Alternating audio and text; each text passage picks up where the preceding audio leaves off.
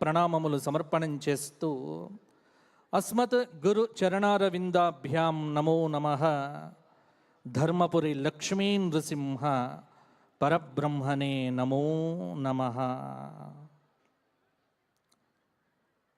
సత్యం విధాతో నిజభృత్య భాషితం వ్యాప్తించ భూతేష్వఖిలేషు చాత్మనః. అదృశ్యతాత్యద్భుత రూపముద్వహన్ స్తంభే స్తంభే సభాయాం న మృగం న మానుషం. స్తంభే సభాయాం న మృగం న మానుషం. అఖిలాండకోటి బ్రహ్మాండ నాయకుడైన పరంధాముడు పరమేశ్వరుడు ఈ జగత్తు యందు ఎప్పుడెప్పుడు ప్రాదుర్భవించిన విలాసములన్నింటినీ వ్యాస వాల్మీకు ఆదులు తమ గ్రంథముల యందు వర్ణించినారు. కృతయుగంలో భగవంతుడెక్కడా అని ప్రశ్నించినటువంటి మూర్ఖుడి యొక్క ప్రశ్నకు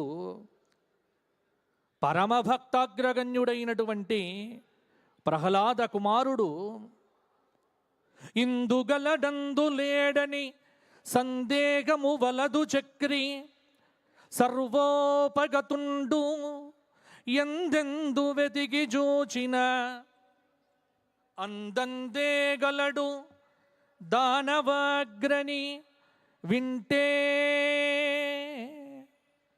ఎప్పుడు కూడా గుర్తుపెట్టుకోండి, భగవంతుడు ఎక్కడా ఎలా ఉన్నాడు అనే ప్రశ్నే మనకు రావద్దు. భగవంతుడెక్కడా అని ప్రశ్నిస్తే నీవు రాక్షసుడివి. ఉన్నదే మనం భగవత్ యొక్క విభూతిలో ఉన్నాం. నడిచే నేల, పీల్చే గాలి, సమస్తమైనటువంటి ప్రకృతి మొత్తం ఆ భగవానుడి యొక్క చిద్విలాస చిన్మయ వైభవం.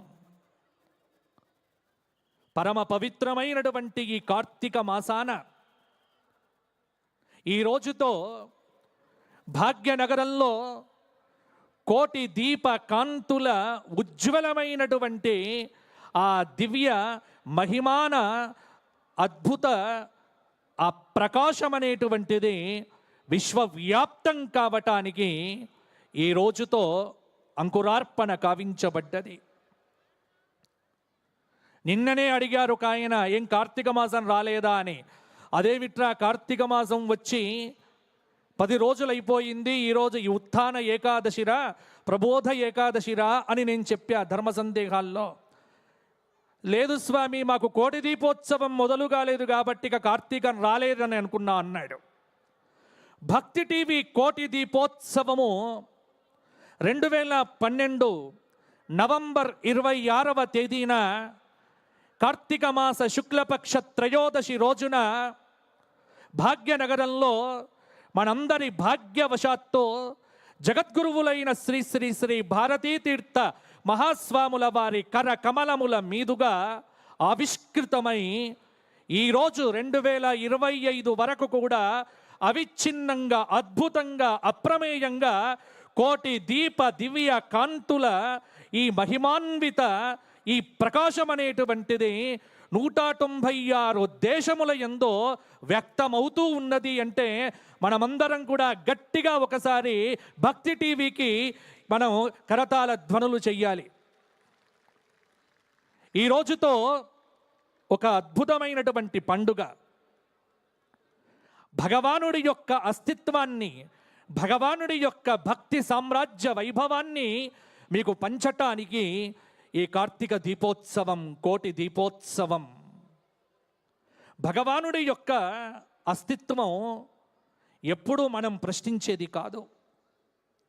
భగవానుడి యొక్క ఆవిర్భావం ఇప్పుడు కాదు, కొన్ని కోట్ల సంవత్సరాల నుంచి వ్యక్తం అవుతూనే ఉంది.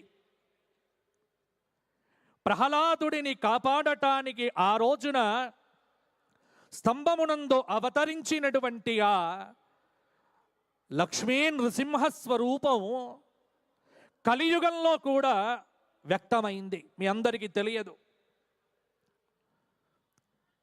ప్రహ్లాదుడిని కాపాడిన ఆ నరసింహుడే మరల